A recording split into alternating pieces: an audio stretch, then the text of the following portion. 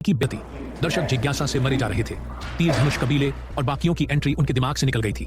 पारो और प्रियांशी ने एक झटके में सबका ध्यान अपनी तरफ कर दिया था। बहरहाल जब बर्फ की सीढ़ियां पूरी तरह से बनी, अगले ही पल उस आयाम से एक पैर बाहर आया जिसने अपना पहला कदम पहली सीढ़ी पर रखा। तभी पारो ने अपनी मुट्ठी बंद की। दो आग की लहर रॉकेट की तरह पहली सीढ़ी के बगलों से निकली। उसी पल आयाम से दूसरा पैर बाहर आया जिसने अपना अगला कदम दूसरी सीढ़ी पर रखा। फिर से आग की दो लहर निकली। सब दिल थाम कर इस नजारे को देख रहे थे। तभी आयाम से करण पूरी तरह से बाहर आया। उसके शानदार कपड़े चमक रहे थे। उसका लबादा हवा में उड़ रहा था। उसके चेहरे पर शांत भाव थे, लेकिन लग बहुत ही सुंदर रहा था। जब जब वह अपने कदम आगे रखता, आग की लहर निकल पड़ती, जिससे उसकी एंट्री किसी हीरो जैसी लग रही थी। वह देवांश दल का लीडर, वो कितना सुंदर है और कितना छोटा है, एक लड़के ने फटी हुई आंखों से कहा। इस पर उसके पास बैठी लड़की ने अपने बालों से फूल निकालकर करण की ओर फेंक दिया। तुम बहुत प्यारे हो लीडर गुरु, तुम कमाल के हो, लड़की चिल्लाई। और इसी तरह से बहुत सी लड़कियों ने करण पर फूल फेंकना शुरू कर दिया। करण उनका सपनों का राजकुमार बन गया था।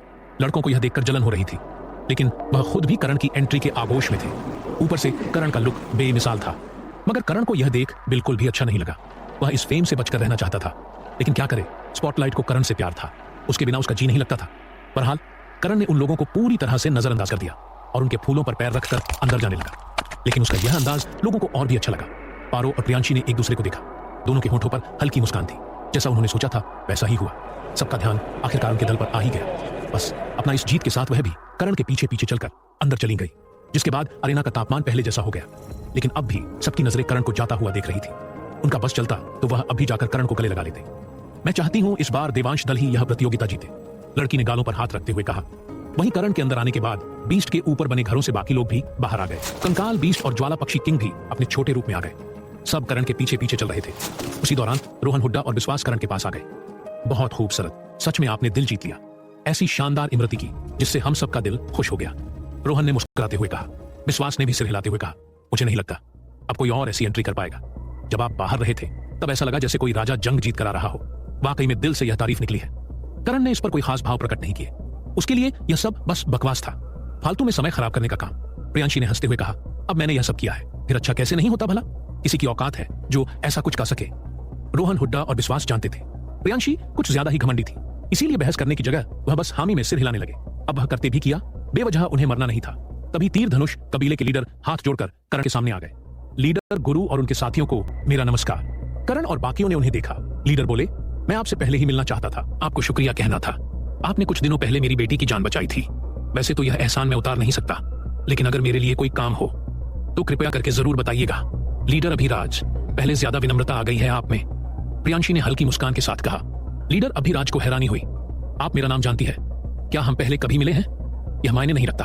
प्रियांशी आगे बढ़ी, फिर अपना हाथ उनके कंधे पर रखते हुए ठंडी आवाज में बोली, मेरे एक सवाल का जवाब दो। सुना था आपके लवली करण के साथ बहुत ही अच्छे रिश्ते थे। वह आपके कबीले में रुका भी था, आपके लिए लड़ा भी था। आपने भी केकड़ा बीस्ट को मारने में उसकी मदद की थी। इतने अच्छे रिश्ते होने के बावजूद आप उसके गांव को सुरक्षा तक नहीं दे पाए। प्रियांशी जब ऐसा कह रही थी, जब उसकी आंखों में अभिराज के लिए बिल्कुल भी सम्मान नहीं था, वह उनसे बेहद नाराज थी। अभिराज ने सब कुछ सुनकर नजरें झुकाकर कहा, मैंने उस गांव को सुरक्षा दी हुई थी, लेकिन एक दिन शिकारी कबीले का लीडर मेरे पास आया और मुझे धमकी देकर गया, अगर मैं पीछे नहीं हटा तो वह मेरे पूरे कबीले को खत्म कर देगा। मुझे उसका डर नहीं था, लेकिन उसके पीछे काला भालू कबीले का हाथ था। मैं मजबूर था, इसके लिए मुझे माफ कर दीजिए। अभिराज ने अपने हाथ जोड़ लिए। प्रियांशी ने सब सुनकर अपना हाथ हटाया। उसे इस बारे में मालूम नहीं था। ठीक है, प्रियांशी ने ऐसा कहा ही था। उसकी नजर दूर खड़े शिकारी कबीले के लीडर पर पड़ी, जो ठंडी निगाहों से उसे ही घूर रहा था। प्रियांशी के होठों पर तिरस्कार भरी मुस्कान आ गई। एक कुत्ता मरा नहीं, दूसरे कुत्ते ने उसकी कुर्सी संभाल ली। शिकारी कबीला है या भिखारी कबीला? प्रियांशी ने सबके सामने उसकी बेइज्जती कर दी। लीडर का माथा गर्म हो गया, उसकी आंखों में खून उतर आया। यह लड़की तो खुलेआम उसकी इज्जत का दुष्कर्म कर रही थी, जबकि उसने कुछ कहा भी नहीं था। उसके पास खड़ा लड़का गुस्से में बोला, पाग, शांत रहो। लीडर ने उसे रोक दिया और गुस्से से प्रियांशी को घूरने लगा। प्रियांशी ने हल्की मुस्कान के साथ कहा, पाग, अगर यह पूरा होकर पागल हो जाता है तो तू और तेरे पिल्ले इसी जगह खून की उल्टियां करके मरते। लीडर को बहुत ज्यादा गुस्सा आ रहा था, लेकिन हालात उसके साथ नहीं थे, जिस वजह से वह मुट्ठी भींचकर अलग दिशा में देखने लगा और बाकी सब घबराई नजरों से प्रियांशी को देखने लगे। उन्हें तो डर था ये लड़की उनकी इज्जत का जुलूस ना निकाल दे। बहरहाल प्रियांशी कुछ और आगे उसे कहती, उसी दौरान बाहर फिर से एंट्री शुरू हो गई। सबसे पहले आए राजशाही लोमड़ी वंश के लोग। उनकी एंट्री पर आसमान में बर्फीला फूल था, जिनके किनारों पर कांच की लोमड़ियां थी। नजारा बेहद ही खूबसूरत था। सबसे बीच में लीडर देवसेना थी, जो अपने ठंडे चेहरे के साथ सबको देखते हुए अंदर आ गई। उनके साथ पहले श्रेष्ठ सुरेशमान, दूसरे हाथ वीरेंद्र, देवसेना की बेटी लीना, शाहीन और बाकी कुछ और लोग थे। अंदर आते ही वह लोग सबसे पहले करण के पास पहुंचे। करण की बड़ी ताकत देख देवसेना ने बिना किसी भाव के पूछा, मतलब तुम्हें वह जगह मिल गई थी? करण ने हल्के से हामी में सिर हिलाया। लीडर देवसेना नकारात्मक ऊर्जा वाली गुफा की बात कर रही थी, जहां से करण महासम्राट स्तर पर पहुंच पाया था। उसके स्तर में देवसेना का बड़ा रोल था। करण की हामी मिलते देख देवसेना ने आगे कहा, 3 सितारा वैद्य मास्टर बनने के लिए बधाई। करण ने इस पर भी बस हाँ में सिर हिलाया। देवसेना ने भी आगे कुछ खास नहीं कहा। वह कम बोलने वाली शख्स थी, उतना ही बोलती थी जितने से काम चल जाए। लेकिन लीना ने उछलकर करण के पास पहुंच गई। तुम 3 सितार वैद्य मास्टर बन गए, सब जगह खबर फैल गई है। तुमने, मेरा मतलब आपने 4 सितारा वैद्य मास्टर को भी हरा दिया। मुझे पहले से पता था, आप बहुत ही तगड़े इंसान हैं। लीना को इतना उतावला देख शाहीन ने उसे पकड़कर पीछे किया।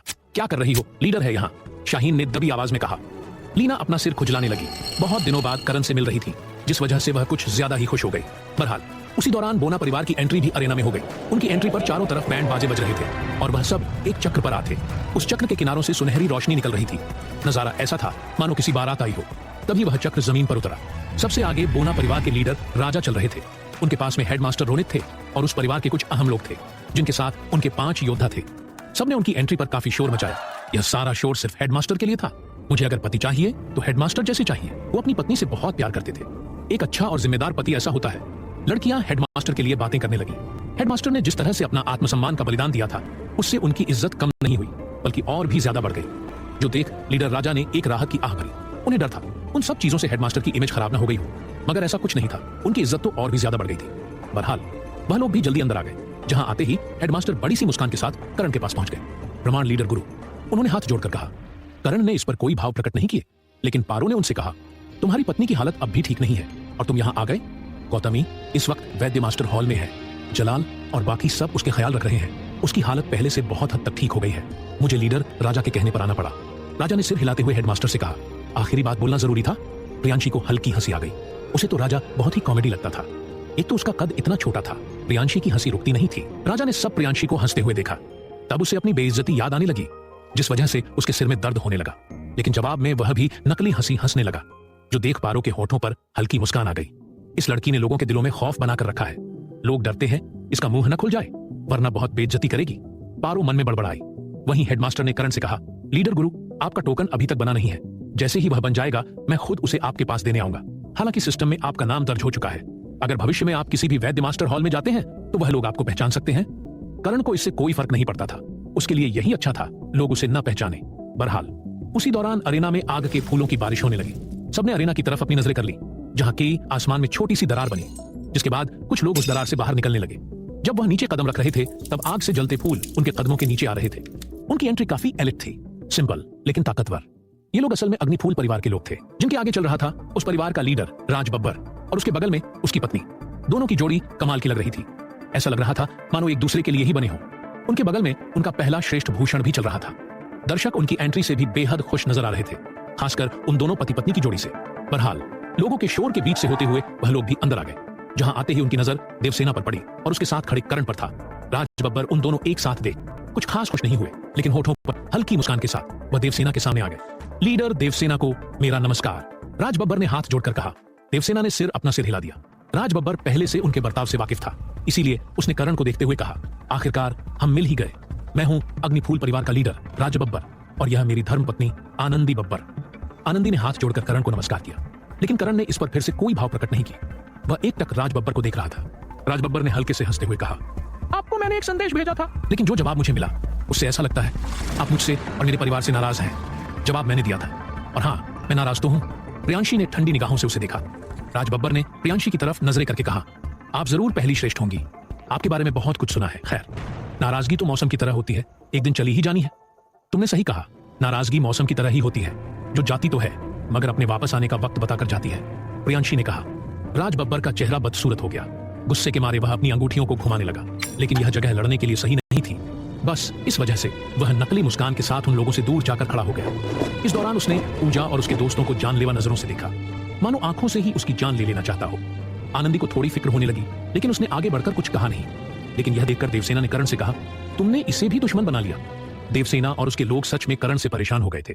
पता नहीं यह लड़का कहां से खोदकर अपने लिए दुश्मन निकाल लेता है। इतने तो साल में दिन नहीं होते जितने उसने 1 महीने में दुश्मन बना लिए है। करण ने बिना किसी भाव के कहा, अभी तक इसे दुश्मन नहीं बनाया होता तो इसका कोई न कोई मर गया होता। वीरेंद्र ने अपना माथा पीट लिया। उसे तो समझ नहीं आ रहा था पहले श्रेष्ठ सुरेशमान को किस तरह से यह लड़का अपने वंश का अगला लीडर नजर आता है। जिस तरह के इसके कांड है, अगर यह लीडर बन गया, मुश्किल से 1 साल ही राजशाही लोमड़ी वंश इतिहास के पन्नों में सिमट कर रह जाएगा। राजा बन गए अजगर वंश कबीले के गुलाम। करण के शब्दों से सिर्फ वीरेंद्र ही नहीं, बाकी सब भी अपना सिर खुजला रहे थे, लेकिन कुछ कहने की किसी ने कोशिश नहीं की। इसकी वजह साफ थी, उन्हें कुछ कहना ही नहीं था करण से। बहरहाल वह लोग आपस में बातें कर ही रहे थे। उसी दौरान अरेना में शेर की दहाड़ सुनाई देने लगी। सबने अपना ध्यान अरेना की ओर लिया। तभी अरेना के मैन गेट से कुछ लोग अरेना में दाखिल हुए। उनके आसपास कुछ सैनिक चल रहे थे, जिनके हाथों में एक चैन थी जिससे शेर बंधे हुए थे। बीच में सिंह परिवार के लोग थे, जिनमें से एक को करण को कुछ जाने पहचाने चेहरे भी नजर आए, जैसे कि भाग 2 का अरशद, उसके साथ महाराज भल्ला, वही इंसान जिसकी गिरफ्त से करण सुनंदा को बचाया था। उसके साथ उसकी बेटी इशिका भी थी। लेकिन उन सब में सबसे आगे चल रहा था सिन्हा परिवार का असली लीडर जय सिंह। उसकी एंट्री बेहद ही ताकतवर लग रही थी। उसका लबादा हवा में उड़ रहा था। उसके सफेद बाल उस पर काफी अच्छे लग रहे थे। उसका चेहरा बेहद ही शांत था, लेकिन इस शांति के पीछे एक तूफान भी था। दर्शकों को उसकी यह एंट्री काफी अच्छी लगी। सब उसके लिए तालियां बजाने लगे। जिनके बीच से होते हुए वह सब अंदर आ गए। अंदर आकर अरशद की नजर सीधा करण पर पड़ी, जिसे देखते ही उसका खून उबलने लगा। लेकिन करण ने उसे एक नजर देखा भी नहीं। वह मुंह फेर कर खड़ा था। तभी जय सिंह नकली मुस्कान के साथ देवसेना के सामने आ गया। प्रणाम लीडर देवसेना, जय सिंह ने हाथ जोड़कर कहा। देवसेना ने बस हाँ में हल्के से सिर हिला दिया। जय सिंह ने भी उनसे कुछ ज्यादा नहीं कहा, बस एक नजर करण और बाकियों को देखकर दूर जाके खड़ा हो गया। लेकिन इशिका ने ऐसा नहीं किया। वह सीधा करण के सामने पहुंच गई। इससे सबका ध्यान उस पर ही चला गया। इशिका ने करण की आंखों में आंखें डालकर पूछा, तुमने ऐसा क्यों किया? क्यों मेरे पिता को धोखा दिया तुमने? क्यों मुझे धोखा दिया? कुछ घंटों के लिए ही सही, लेकिन तुम हमारे साथ थे ना। तुमने मेरी बेइज्जती की, मेरा मजाक बनाया, मैंने सब सहन कर लिया, लेकिन तुमने मेरे पिता को धोखा क्यों दिया? हमारे महल को तबाह क्यों कर दिया? इशिका को करण पर पहले से काफी ज्यादा गुस्सा था। करण ने जो तबाही उनके महल में मचाई थी, वह सच में बहुत ज्यादा थी। लेकिन करण ने उसके इतने सारे सवालों को सुनकर उसे बिन किसी भाव के देखा और बोला, क्या तुम मुझसे बदला लेने आई हो? इशिका ने दांत पीस लिए, मुट्ठी भींच कर उसने कहा, बदला तो मैं लेने ही आई थी, लेकिन तुम कुछ ज्यादा ही ताकतवर निकले। लेकिन एक दिन मैं जरूर बदला लूंगी और उस धोखे का जवाब तुम्हें देना ही होगा। फिर ताकतवर होकर आना। करण ने उसे हाथ के इशारे से जाने के लिए कहा। इस लड़की की आंखों में पट्टी बंधी हुई थी।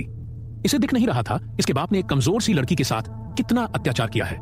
करण ने सिर्फ उसका महल तबाह किया था, अभी तक कोई बड़ा कांड नहीं किया। इस बात का इस लड़की को शुक्र मनाना चाहिए था। इशिका को करण के बात करने का लहजा शुरू से पसंद नहीं था और आज भी नहीं पसंद नहीं आया। वह उससे और भी कुछ कहना चाहती थी, लेकिन बस अपने दांत पीसते हुए अपने पापा के पास चली गई। महाराजा भल्ला नफरत भरी नजरों से करण को देख रहा था, लेकिन उसने इस वक्त कुछ कहा नहीं और सिंह परिवार के लोगों के साथ जाकर खड़ा हो गया।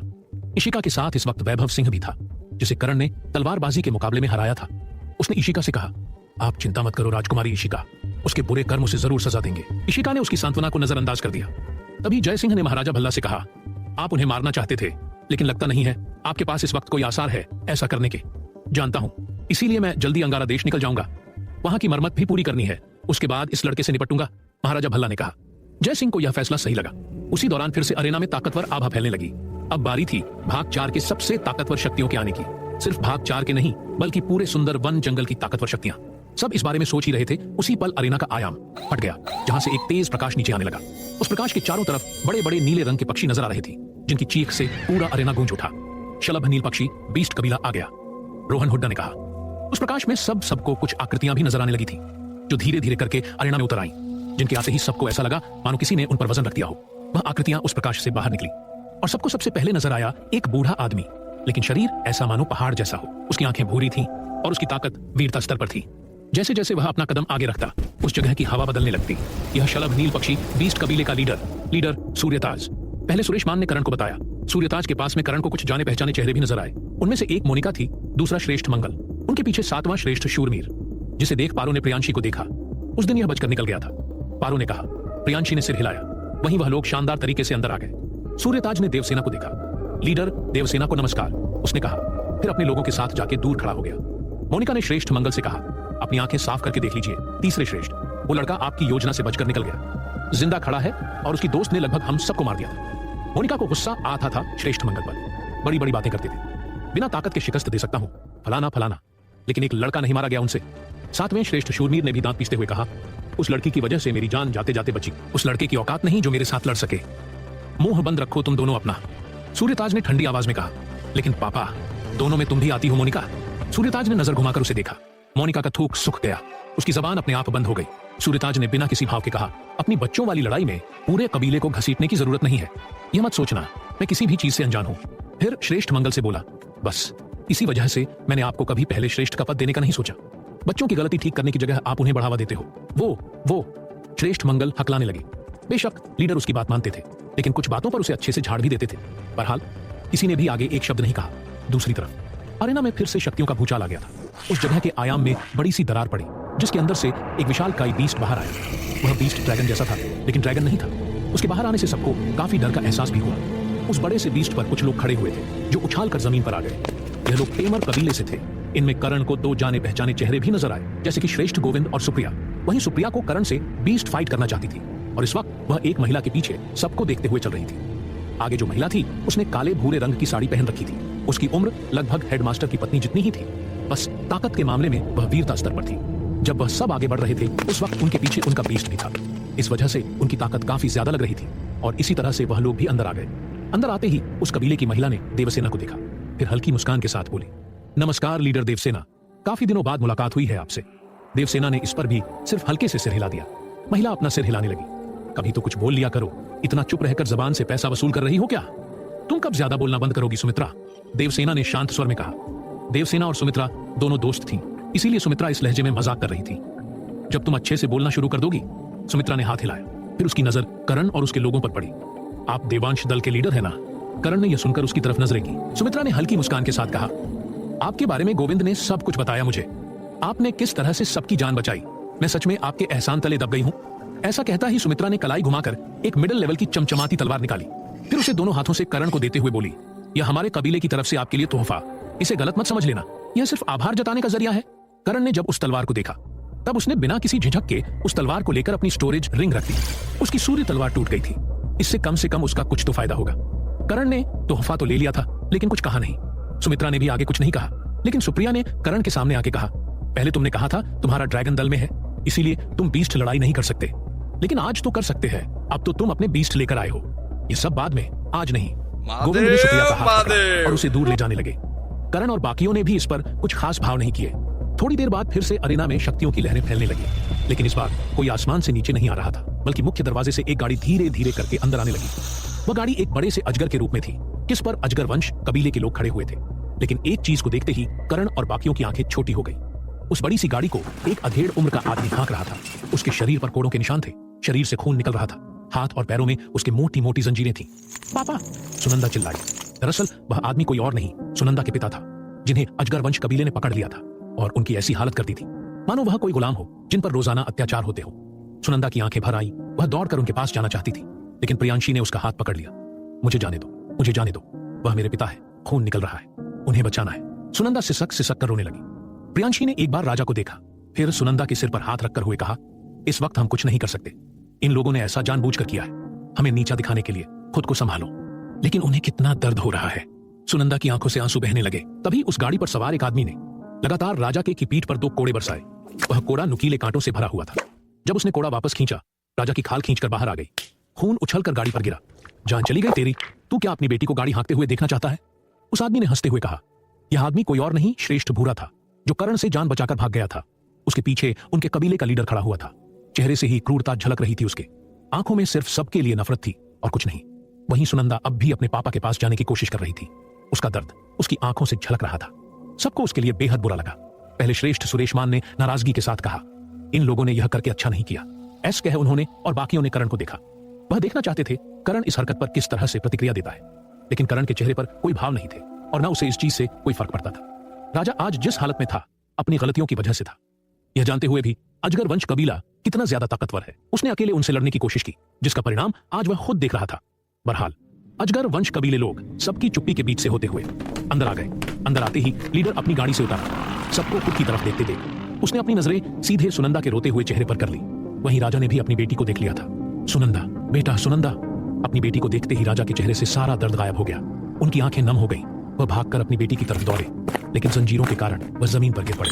पापा, सुनंदा की चीख निकल गई। श्रेष्ठ भूरा यह देख गाड़ी से नीचे उतारा, फिर अपना पैर राजा के मुंह पर रखते हुए बोला, ये तुम्हारे पापा है लड़की?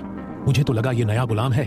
वैसे यह काम अच्छे से करता है। इसे कुछ दिनों बाद में सुपारी क्लब के बाजार में बेच दूंगा। ऐसे गुलामों की काफी ज्यादा डिमांड है। मैं तुझे मार दूंगी बुरे आदमी। मेरे पापा को दर्द देकर खुश है। मैं जिंदा नहीं छोड़ूंगी तुझे। सुनंदा का रोना गुस्से में तब्दील हो गया था।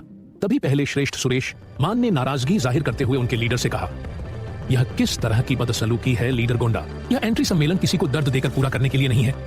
अजगर वंश कबीले के लीडर का नाम गोंडा था। उसने पहले श्रेष्ठ से कहा, किसी और को दर्द कहां दिया मैंने?